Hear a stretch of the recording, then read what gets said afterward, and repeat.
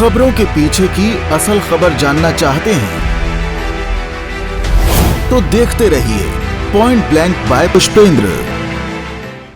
पुष्पेंद्र जी, आपका news today Bharat में बहुत-बहुत स्वागत है सर। सर, आज की हमारा बेसिकली चर्चा का विषय वही है कि खबर आई है न्यू इंडियन एक्सप्रेस की कि एक नया पद मोदी सरकार बना सकती है सीआईओ का, चीफ इन्वेस्टिगेशन ऑफिसर, और उसमें कोई और नहीं बल्कि जो प्रेजेंट ईडी चीफ है संजय मिश्रा जी, उनको अपॉइंट किया जा सकता है। तो सवाल यही है कि आखिर ऐसी क्या मजबूरी है या फिर ऐसी क्यों मेहरबानी है? आप क्या कहना चाहेंगे सर? आकाश जी, आपको महेश जी को, चंचल जी और आज नीलम जी से कई दिनों बाद मिल रहे हैं। सबको नमस्कार, आपके दर्शकों को नमस्कार। इसमें बहुत हैरत वाली बात लगती ही नहीं है आकाश जी, और ना इसमें कोई मतलब चाहे वो बीजेपी प्रवक्ता हो, सपा प्रवक्ता, लड़ने की भी कोई जरूरत नहीं। जब बार बार उनका एक्सटेंशन मांगा जा रहा था और फिर अंत में 15 दिन का और मिला, तो ये जो उनका कोई विशेष प्रयोजन है जो स्पष्ट नहीं हो सकता, उसे कहना भी उचित नहीं है। वो शायद उसके लिए कहा गया और फिर बेंच से संभवतः पर्सनली बात भी की गई सुप्रीम कोर्ट में और 15 दिन का एक्सटेंशन उनका लिया गया। तब भी जो उनकी महत्ता वर्तमान सत्ता के लिए है, केंद्रीय सत्ता के लिए, वो उजागर हो रही थी। अब एक स्पेशल पद बना देना और सारी जानकारी रखना, मुझे लगता है कि ये लगभग पैरेलल ईडी की तरह होगी और उसमें जो जो अभी बच गए हैं, जो फाइलें रह गई हैं, तो वो शायद ईडी से ट्रांसफर होकर इधर हो जाए और कार्रवाई जारी रखी जाएगी, ये लगता है। अब लोकतांत्रिक व्यवस्था में इस तरह का पद बनाना और एक व्यक्ति विशेष को नियुक्ति देना, अब तकनीकी तौर पे, वैधानिक तौर पे तो उसे कोई चुनौती नहीं दी जा सकती। जो भी बातें हैं वो नैतिक स्तर पर होते हैं, और नैतिकता की बात आजकल राजनीति में करना कितना उचित है, कितनी शुचिता रह गई है, और सिर्फ एक पार्टी की बात नहीं है, जिसको जहां मौका मिलता है। दिक्कत यह है कि हम पत्रकार हैं, कहीं बोल देते हैं। तो पिछली बार की बहस में याद है कि मैडम नीलम जी के लिए कुछ लोग कहने लग गए थे, मुझ पर भी आरोप लगा था। सवाल यह है कि जब सत्ता में आते हैं तो इतने अधिकार होते हैं, उन अधिकारों का दुरुपयोग किया जाता है, और यहाँ नहीं किया जा रहा। और सरकारों के नाम गिनाने से कोई लाभ नहीं है, हर एक जगह ऐसा होता रहा है, पूर्व में भी ऐसा होता रहा है। लेकिन भ्रष्टाचार हटाने के नाम पे सिर्फ एक पार्टी विशेष को या विपक्ष को निशाना बनाना, भाई अगर अगर वो सब सही हो रहा है ईडी और सीबीआई में, तो ऐसा क्यों होता है कि सत्तारूढ़ दल का कोई उसकी चपेट में क्यों नहीं आ पाता? और जब वो, ये तो बार बार बात हो ही रही है भाई, जब भी उनके दल में कोई शामिल हो जाता है तो उसके लिए इस्तेमाल किया ही जा रहा है शब्द कि भाई वॉशिंग मशीन में धुल के आ जाता है। तो दिक्कत नियत पे है। किसी की नियुक्ति पे मुझे कोई दिक्कत नहीं है, कोई परेशानी नहीं है, लेकिन नियत क्या है वो स्पष्ट क्यों नहीं होती, पारदर्शिता क्यों नहीं है, उसकी नियुक्ति से पहले बताया क्यों नहीं जाता, विश्वास में क्यों नहीं लिया जाता, और विपक्ष को विश्वास में नहीं लिया जाता। सीजीआई, अब चुनाव आयोग की अगर नियुक्ति होनी है, चुनाव आयोग की, उसमें से सीजीआई को हटा देना, ये सारी बातें संदेह पैदा करती हैं। अब बावजूद सारी बातें चाहे अच्छी हो रही हों, पर जब पारदर्शिता नहीं होती तो फिर संदेह उत्पन्न होता है, और जब संदेह उत्पन्न होता है तो फिर भ्रामक बातें भी कही जाती है। मैं बड़ी छोटी सी दोबारा से लौटता हूँ अपने जो कार्यकाल रहा मेरा, तो उसमें मुझसे जब भी लोग मिलते थे, चाहे वो राजनेता रहे, दूसरे रहे, भैया संपादक जी, सब नमस्कार, सब ठीक है साहब, कि साहब वो समाचार ऐसा हो गया, वो वैसा हो गया, ऐसा नहीं हुआ, आपने हमारा वो नहीं लिया। मैंने कहा, जब आपको रिपोर्टर्स ने फोन किया, क्या आपने उठाया? क्या आपने उस समय बात की? आपका पक्ष जानने के लिए फोन किया गया था। आप पक्ष नहीं देंगे तो हो सकता है मेरे रिपोर्टर को भी जल्दी है और हमें अखबार की भी जल्दी है। जितने तथ्य मिले उसमें लिख दिया गया, सब आपसे बात नहीं हो पाई, पुष्टि हो नहीं पाई, ये आरोप आप पर लगे हैं। अगर आप उसी समय फोन उठा लेते तो हो सकता है वो बैलेंस हो जाता। तो सवाल यह है कि जब संवाद और पारदर्शिता खत्म होती है, विपक्ष को क्यों नहीं विश्वास में लिया जाता साहब ऐसा पद बनाने के लिए? चर्चा होनी चाहिए, लोकतंत्र तो यही कहता है, लेकिन सारी चीजें ताक पर रख दी गई हैं। और मैं एक ही दल को क्या कहूं, जब औरों को ताकत मिली है तो उन्होंने भी ऐसा किया। आकाश, दुर्भाग्य यही है। तो लोकतंत्र की जो उसका स्वस्थ परंपराएं हैं, उनको सबको ठुकराया जा रहा है, बार बार ठुकराया जा रहा है। इसी से संदेह पैदा होता है कि आखिर ऐसा क्या मोह है, ऐसा क्या प्रेम है कि उन्हीं को रखा जाएगा। यही मेरा कहना। जी सर।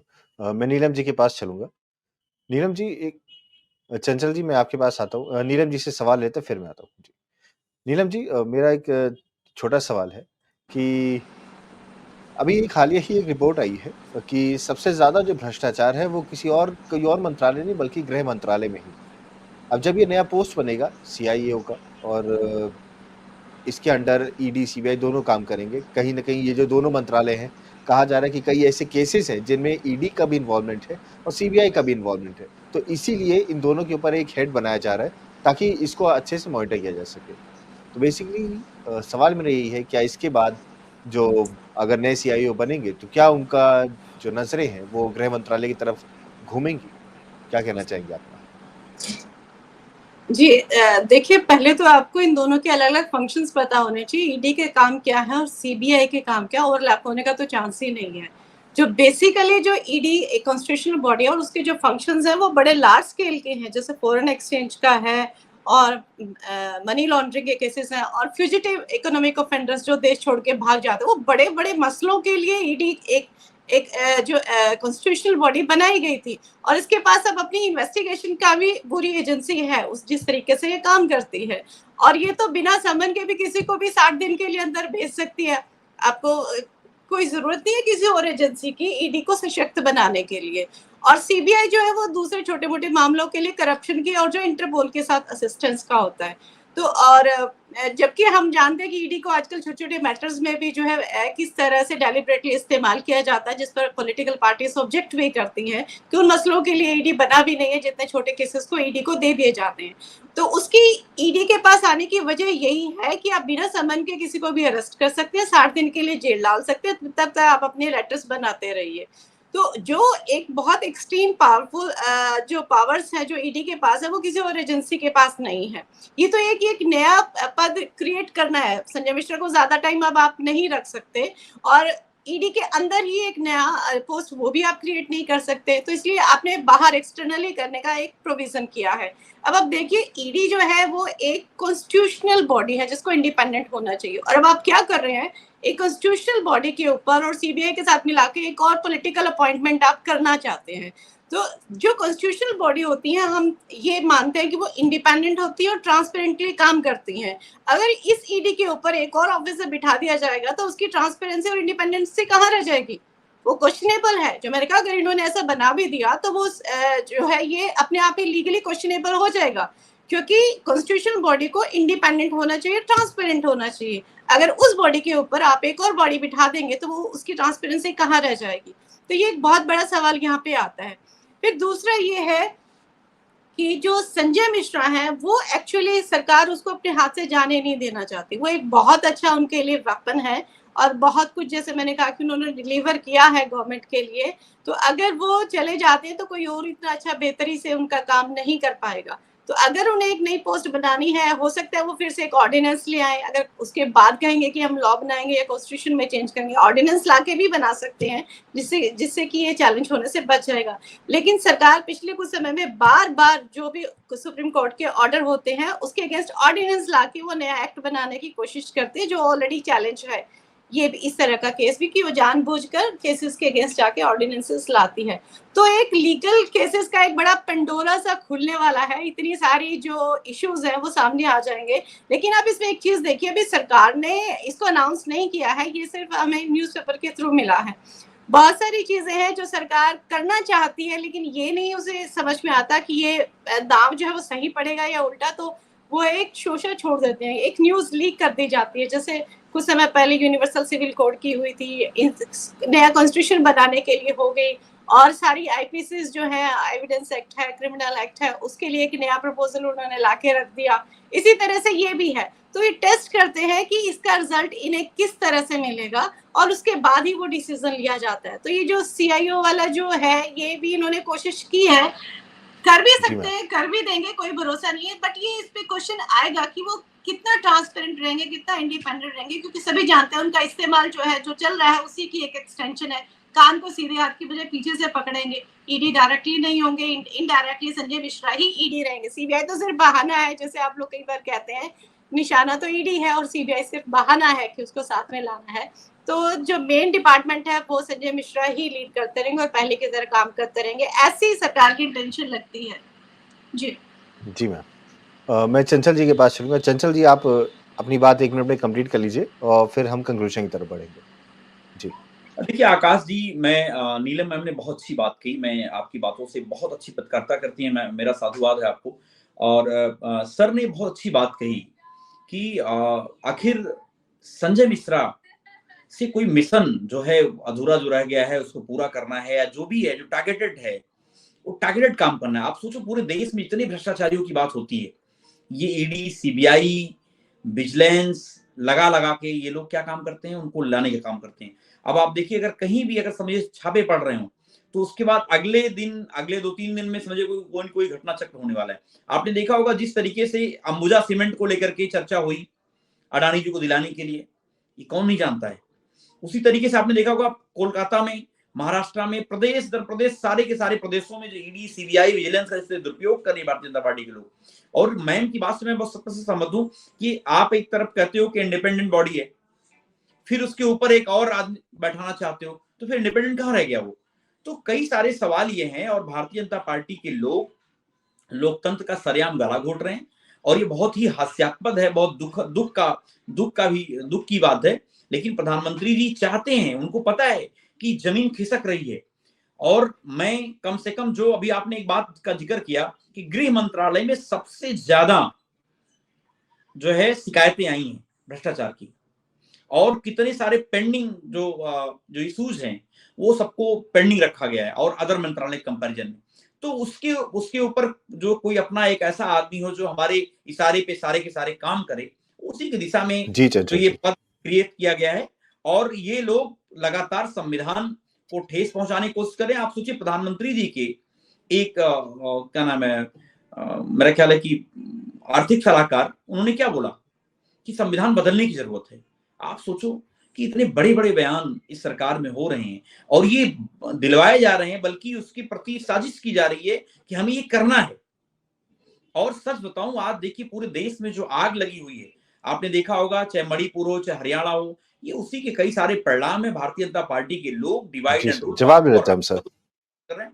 उनका बस एक ही काम है कि बांटो और राज करो, इसी नीति पे काम करना है। जी, मैं आत्री जी के पास चलूंगा। आत्री जी, आप चंचल जी की बात पे क्या जवाब देना चाहेंगे?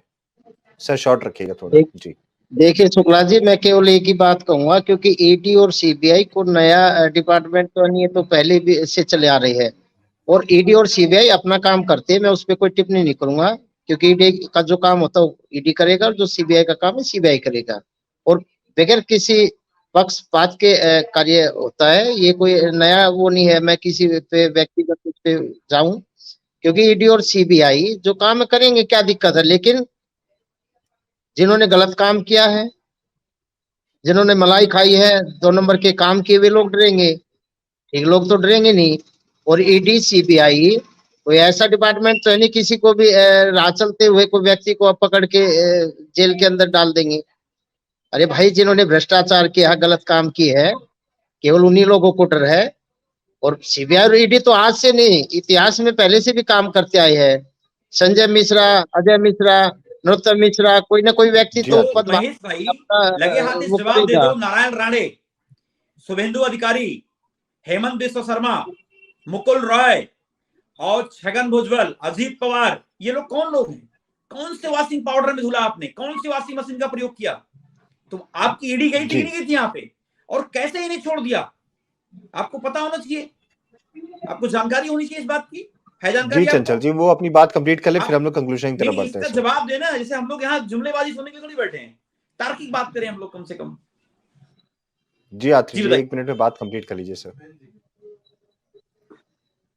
मैंने कहा ना, क्योंकि इन लोगों को इनका काम केवल आंचल लगाना है, और देश की तरक्की इन लोगों को हजम नहीं है। ये देश कैसे चल रहा है, देश में खुशहाली कैसे है, राज्यों में खुशहाली कैसी है, ये मेरे साथी प्रवक्ता उत्तर प्रदेश से जो बिलोंग करते हैं, आगे शायद वही उत्तर प्रदेश है। आप उत्तर प्रदेश की दिशा और दिशा आप देखिए, आपके साम्राज्य में क्या हाल उत्तर प्रदेश का था। और मैं बार बार बोलता हूँ, राजनीतिक इतिहास में दूसरी बार शुक्ला जी, दूसरी बार कोई मुख्यमंत्री लगातार उत्तर प्रदेश के अंदर नियुक्त हुआ है, वो है योगी आदित्यनाथ। जी आत्री जी, हम कंक्लूजन की तरफ बढ़ते हैं। हमारे विकास कार्य अच्छे नहीं है तो पब्लिक इसलिए जी के पास चले सर। जी आत्री जी, धन्यवाद। पुष्पेंद्र जी, फाइनल कंक्लूजन मैं आपसे लेना चाहूँगा। जिस तरह जो विपक्ष है वो कह रहा है कि ईडी चीफ है संजय मिश्रा जी, उनके ऊपर मोदी सरकार मेहरबान है। वहीं सरकार का कहना है कि वो तो अपना काम कर रहे हैं, मतलब जो ईडी चीफ है वो भी अपना काम कर रहे हैं और सरकार भी एक लीगल प्रोसीजर्स के अंतर्गत काम कर रही है और जो काबिल व्यक्ति होगा उसी को सामने रखा जा रहा है और विपक्ष जो है वो राजनीति करने का काम कर रहा है। अब ईडी को लेकर क्या राजनीति हो रही है या फिर जो सारे प्रोसीजर्स हैं उसको फॉलो किया जा रहा है? आपको क्या लगता है सर? फाइनल कंक्लूड करिए आप। देखिए, बहुत देर तक इस पे बोला जा सकता है, लेकिन अगर एक लाइन कहूं तो ये टोह ली जा रही है। पहले उछाली जाती है चीज, देखा जाता है कैसे रिएक्शंस आ रहे हैं, क्या हो रहा है, और तब उसके बाद वो एक सिर्फ टोह लेते हैं। विपक्ष को क्या लॉजिक दे सकते हैं? ये नहीं कि विपक्ष के साथ बैठ के ऐसे पद की अगर नियुक्ति होनी है या उसका गठन किया जाना है किसी ऐसी बॉडी का, तो बाकायदा विपक्ष को बिठा के मीटिंग होती, कॉन्फिडेंस में लिया जाता, बात की जाती। अब सिर्फ टोह ली जाती है और टोह लेने के बाद जैसे दिल्ली के लिए अध्यादेश आ जाता है, बिल बन जाता है, ऐसा कभी भी कुछ हो सकता है। और आत्रे जी जो कह रहे हैं कि ईडी और सीबीआई निष्पक्ष जांच करती है, मैं माना तो यही जाता है और ये होना भी चाहिए था, लेकिन अगर ऐसा हो रहा होता तो इतनी चर्चाएं ना होती। महाराष्ट्र का उदाहरण सामने है, जिसके लिए 3 दिन पहले प्रधानमंत्री कुछ कहते हैं, उसके बाद वो सत्ता में भागीदार बन जाते हैं। इन बातों को लेकर संदेह उत्पन्न होता है और मैं तो दोबारा से ये दोहराऊंगा कि संजय मिश्रा को जरूर कोई बहुत अहम मिशन अभी अधूरा है जो पूरा होना है, चाहे मुझे नहीं पता वो क्या होगा। मैं ये क्यों कैसे कह दूं कि साहब वो विपक्ष के खिलाफ हमलावरी होंगे, नहीं, कोई भी महत्वपूर्ण काम हो सकता है। और लेकिन अगर एक बॉडी के ऊपर इसी तरह से कोई नियुक्त किया जाएगा तो धीरे धीरे वो भी शक्तिविहीन हो जाएगी। जो बॉडी एक्चुअली है, चाहे वो ईडी है, चाहे वो सीबीआई है, तो जो उनका काम करने का तरीका होता है, अगर इस तरह से इंटरफेरेंस होगा तो फिर वो अपनी आज़ादी से काम कर भी नहीं पाएंगे। अगर चाहें तब भी नहीं कर पाए, अब भी नहीं कर पा रहे और तब तो बिल्कुल ही नहीं कर पाएंगे। तो मुझे तो ये लगता है फिलहाल तो टोह लेने के लिए एक फेंका गया पत्ता है कि देखते हैं इसमें कैसा रिएक्शन आता है। अगर बर्दाश्त हो गया तो सीधे सीधे, और नहीं तो फिर पीछे के रास्ते से, चोर दरवाजे से उनको सीआईओ बना दिया जाए। मुझे तो ये लगता है, और कोई ना कोई अहम कोई मिशन बाकी है जिसके लिए संजय मिश्रा की बारी है और उनकी प्रतीक्षा है, तो उनके साथ कोई ना कोई जरूरी ऐसा काम है जो कराना चाहते हैं। जी, नीलम जी, आपके क्लोजिंग स्टेटमेंट्स। जी, मैं बस इसको खत्म करना चाहूंगी। देखिए, जो सीबीआई है बहुत अच्छी एजेंसी है, 60% से ज्यादा उसका सक्सेस रेट है, जबकि ईडी का 1% से भी लेस है। तो इन दोनों को कंबाइन करने का क्या उचित है वो नहीं हमें पता। दूसरा, संजय मिश्रा जी को ऑपरेशनल जो सुपरविजन है उसके लिए रखा है, मतलब जो सीआईओ बनाने का तरीका, ऑपरेशनल सुपरविजन शब्द इस्तेमाल किया गया। मतलब ईडी की जो वर्किंग है वो उनके साथ रहेगी, सिर्फ एडमिनिस्ट्रेटिव काम नहीं है कि ऑफिसर्स के तबादले करना है। तो एक तरह से संजय मिश्रा के साथ सरकार की जो ट्यूनिंग बनी हुई है, जो उनका माइंडसेट एक लेवल पे आके काम करता है, तो और वो जिस तरीके से डिलीवर कर रहे हैं, तो ऐसा लगता है कि शायद संजय मिश्रा सरकार के लिए एक जरूरत बन गए हैं। जी, thank you ma'am. Pushpendra Sharma ji, Neelam Chaudhary ji, आप दोनों ने आज के विषय में अपने विचार रखे और इस विषय को पूर्ण रूप से, मतलब हर केस पे, हर एंगल पे बात करके जनता तक पहुंचाने का प्रयास किया। आप दोनों का न्यूज़ टुडे भारत से जुड़ने के लिए और अपने कीमती समय देने के लिए बहुत बहुत धन्यवाद। मैं महेश आत्री जी का, आर.के. मिश्रा जी का और चंचल यादव, तीनों का ही बहुत बहुत धन्यवाद देना चाहूंगा।